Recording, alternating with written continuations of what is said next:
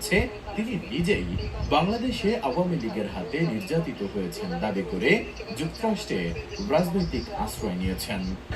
আপা আপনি বিশ্বাস করেন আপা, বাংলাদেশের মানুষ ধীরে ধীরে আপা বুঝতেছে, অনেকে আপা ওই সময় আবেগে গেছে আন্দোলনে, ওরা এখন আসলে কি ওরা সরাসরি বলতে পারতেছে না যে ওরা কষ্ট পাচ্ছে, কারণ ওরা তো তাহলে যে ওরা যে আন্দোলনে গেছে তখন আমরা জাপ দিয়ে ধরবো যে কেন গেছিলি, এখন স্বীকার করতে পারতেছে না আপা। তবে মানুষ আপা খুব কষ্টে আছে, বিশ্বাস করেন মানুষ আস্তে আস্তে আপা ভুল বুঝতেছে। আপনি ছাড়া আপা বাংলাদেশের কোনো বিকল্প নেই আপা, আপনি যেই বাংলাদেশকে যেখানে নিয়ে গেছেন আপা, আপা আপনি আপা আপনি আপা আপনি আমার সভ্য থেকে আপা আপনি আপা লড়াই করবো আপা। আপা যথেষ্ট করছি বাংলাদেশের জন্য, দিন নাই রাত নেই, খাওয়া নাই নেওয়া নাই, দিন রাত জি আপা আপনি যে পরিশ্রম করছেন আপা, উঠাইছিলাম বাংলাদেশের সম্মান সব ধুলাই বিষয়। আপা কষ্ট লাগে আপা, যারা মনে করেন অতি উৎসাহী আপা, ওরা নিলে বুঝে নাই বা ওরা জামাত শিবির আপা, ওরা বঙ্গবন্ধুর স্ট্যাচু নিয়ে আপা ওইখানে এই বঙ্গবন্ধুর স্ট্যাচু অপমানা করছে আপা, কিন্তু আর্মি আপা আপনার পালিত আপা, ওরা আপনি আপা এই কাজটা করলো আপা, এর চেয়ে কষ্ট কোথায় আছে আপা? এই কষ্ট কিভাবে বুঝাবো আপা? আপা এইসব করে বুঝবে। এখন আপা তাহলে আমরা ওই যে আপনার এই বিষয়টা এখানে যে সিডিডের গুলো আছে আপা, এই মামলাগুলো নথিগুলো ইংলিশে ট্রান্সলেশন করে আপা ওই যে সিডিডের গুলো গেছে আপা অফিসগুলোতে পাঠানো শুরু করি আপা। সব যা পাঠাতে থাকবো জি জি, আর সিদ্দিক ভাইকে আপনি বলে দিয়ে আপা, যাতে সিদ্দিক ভাই তো আসলে উনি তো বয়স হিসাবে বলবে মুখ করতে পারে না, তবে উনি যথেষ্ট অ্যাক্টিভ আছে আপা। সিদ্দিক ভাই আর হচ্ছে আমাদের এমদাদ ভাই আপা, এই দুইজন আপা মানে দুইজনকে মানে এই দুইজনই আপা প্রচন্ড পরিশ্রম করতেছে আপা। আপা যে এখন আপনি বলছেন তাহলে আপনার ওই যে কানমাইচর বা ক্যানিং যে যাওয়ার দরকার নেই আপা, এখন তাহলে আমি বিদেশে বসে ওদেরকে আপা হ্যাক করার চেষ্টা করি আপা। তুমি ওদের হেল্প করো, কারণ সবাই তো ঘর বাড়ি পোড়াই দিছে, জি আপা জি যতদূর পারো এদেরকে একটু। জি আপা আপনি যখন নিজে দিবেন আপা, আপনি যখন নিজে দিবেন আপা, তখনই আপা এলাকায় যে আপা ওদেরকে গুছানো শুরু করবো আপা। হ্যাঁ ঠিক আছে ঠিক আছে আপা, নিজের দিকে খেয়াল রাখবেন আপা।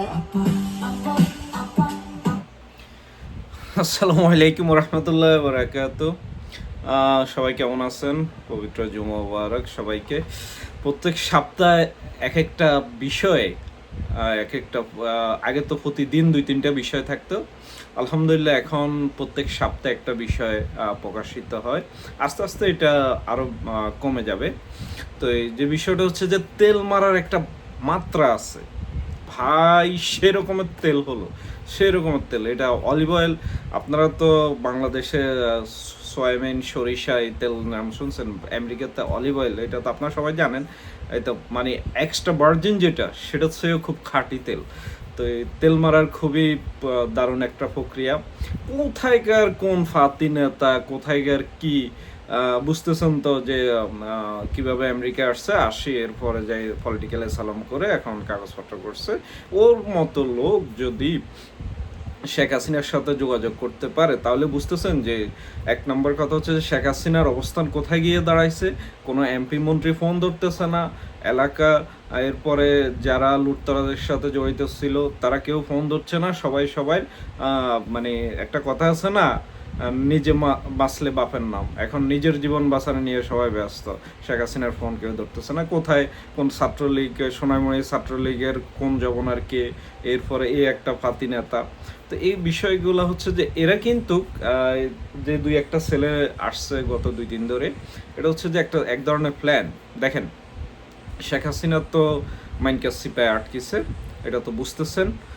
এখন শেখ হাসিনার থেকে এখন আগে যারা এমপি মন্ত্রী তারা তো বিভিন্ন অবৈধভাবে উপার্জন করছে, এখন এরা কিছু প্রবাসী আছে, চিন্তা করলো যে আমরা তো ওইভাবে কিছু ইনকাম করতে পারি নাই, এখন একটা ইনকাম করার রাস্তা করতেছে। তাই দেখি শেখ হাসিনাকে তেল মেরে, যেহেতু সে এখন বিপদে পড়ছে, সে বিষয়গুলা আপনার এরা সামনে এনে চাচ্ছে যে মনে করেন কিছু ব্যবসা বাণিজ্য, এই যে বললো যে বিভিন্ন কেস ট্রান্সলেট করবে, সে ট্রান্সলেটার কিছু টাকা পয়সা পাবে, দেশে যারা কর্মী সমর্থক আছে তাদেরকে দেখে রাখবে, তাদেরকে খোঁজখবর রাখার জন্য, এগুলোর জন্য তো টাকার দরকার। এখন কে দিবে? আফা দিবে। আফার থেকে টাকা নিয়ে এরপরে বুঝতেছেন তো কি পরিস্থিতি হবে। এ হচ্ছে যে এদের প্ল্যান। এরকম আরও অনেকেই এখন আপনারা একটা নাটক দেখছিলেন 420 না? ওই নাটকটা রাজনৈতিক উত্থান পতন, রাজনৈতিক পুরো কাহিনীটা ওখানের মধ্যে আছে। সেই নাটকটা দেখলে বুঝতে পারবেন এখন শেখ হাসিনার অবস্থা এইটা। শেখ হাসিনা যেদিকে যায় সবাই এখন তাকে নিয়ে খেলতেছে। এই লোকগুলো তাকে নিয়ে এক ধরনের খেলতেছে। এর কান্নাকাটি, এর কথাবার্তা, এখনই আমেরিকা থেকে বাংলাদেশে চলে যাবে যদি আফায় বলে এখনই আমেরিকা থেকে বাংলাদেশে চলে যাবে। কি জন্যে তার এলাকায় হেল্প করার জন্য, বিভিন্ন ছাত্রলীগ যুবলীগের কর্মীদেরকে হেল্প করার জন্য। তা আফা বললো যে তুমি ওখানে যাওয়ার দরকার নেই, এখানে বসে হেল্প করো, কারণ অনেক মামলা। আর ভাই ওর কে চিনে, ওর বিরুদ্ধে কে মামলা দিছে অথবা কে মামলা দিবে? ও একজন প্রবাসী ছিল, প্রবাস থেকে দেশে যাবে, যদি কাজ করতে মন চায় কাজ করবে। কিন্তু আসলে বিষয়টা সেটা না। বিষয়টা হচ্ছে যে শেখ হাসিনাকে এখন নিয়ে তাদের দলের ফাতি নেতারাও খেলতেছে। আরে আপনি একে টুক করে ফেলে দেবেন, আবার নিজে চুট করে ফালাই যাচ্ছেন, এখন চট করে আবার দেশে ঢুকে যাবেন। এটাকে মগের মূল্য পাইছেন নাকি আপনি? সবাই আপনাকে নিয়ে খেলবে আর আমরা দেখে দেখে হাতে তালি দিব। তবে একটা কথা, দেশের সকল মানুষ আপনারা সজাগ থাকবেন।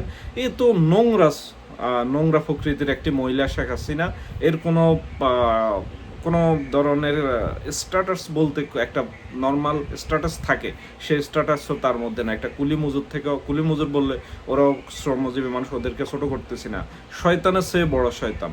এর কোনো ক্লাস নাই, এই ক্লাস ছাড়া বেয়াদব। তো সজাগ থাকবেন পুরা দেশের মানুষ। আপনাদের ভিতরে মতরা মিল থাকতে পারে, আপনারা এই একটা বিষয়, খুনি হাসিনা স্বৈরাচার হাসিনার বিষয়, গোটা বাংলাদেশ এক কাতারে, কোনো ফকারেও শেখ হাসিনা আর বাংলাদেশে ঢুকতে পারবে না। আসসালামু আলাইকুম ওয়া রাহমাতুল্লাহি ওয়া বারাকাতুহু।